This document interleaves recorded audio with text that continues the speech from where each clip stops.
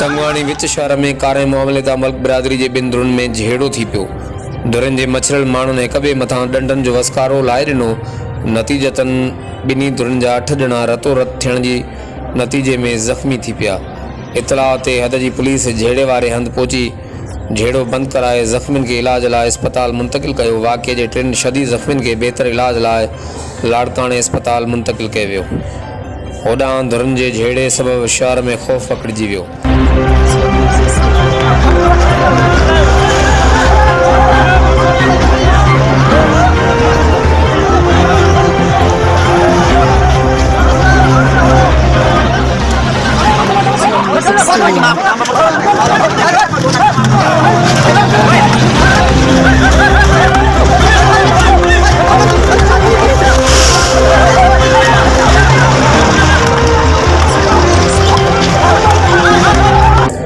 बेतरफ़ कुछ हफ़्ता पहिरियां तंगवाणी भरिसां हथियारबंदनि की फायरिंग में शहीद थियल पुलिस एहलकार अब्दुल नबी बिजरानी वाक़े में मुलविस जवाबदारनि की गिरफ़्तारी लाइ स्पेशल टीम इंचार्ज SHO ग़ुलाम क़ादिर जतोई की अगवानी में तालके तंगवाणी के मुख़्तलिफ़ इलाइक़नि में पुलिस हटालन चढ़ाई करे मुबैना जवाबदारनि जा घर ड्राइण बाद शक की बुनियाद ते 5 ॼणनि खे गिरफ़्तार करे जांच लाइ नामालूम हंध मुंतकिल करे छॾियो।